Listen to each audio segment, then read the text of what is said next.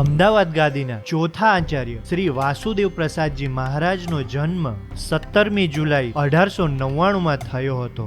રામ પ્રતાપજી મહારાજના વંશજ શ્રી કાશી પ્રસાદજી મહારાજને ત્યાં એમનો જન્મ થયો હતો. પુરુષોત્તમ પ્રસાદજી મહારાજને પુત્ર ન હોવાથી એમને દત્તક લીધા હતા અને માત્ર 2 વર્ષની ઉંમરે તેઓ આચાર્ય બન્યા હતા. તેથી ટ્રસ્ટીઓ પુખ્ત વય સુધી પહોંચે ત્યાં સુધી વહીવટ બાબતનું ધ્યાન રાખતા હતા. તેઓ સંસ્કૃત, પ્રાકૃત સાહિત્ય તથા શાસ્ત્રોના જાણકાર હતા અને અંગ્રેજી ભાષામાં ખૂબ જ સારો તેમનો અભ્યાસ હતો.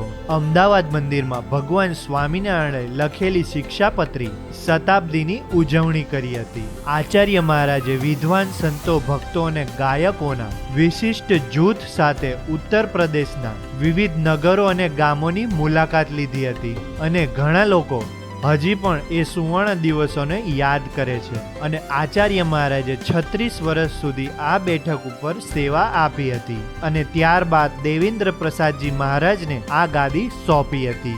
29 નવેમ્બરે 1937માં તેઓ ધામમાં સીધાવ્યા હતા. આવા ને આવા વિડીયો જોવા માટે ચેનલને સબસ્ક્રાઇબ કરજો. ઇન્સ્ટાગ્રામ, ફેસબુક પર જોતા હોય તો લાઈક ને ફોલો કરવાનું ભૂલતા નહીં. જય સ્વામિનારાયણ.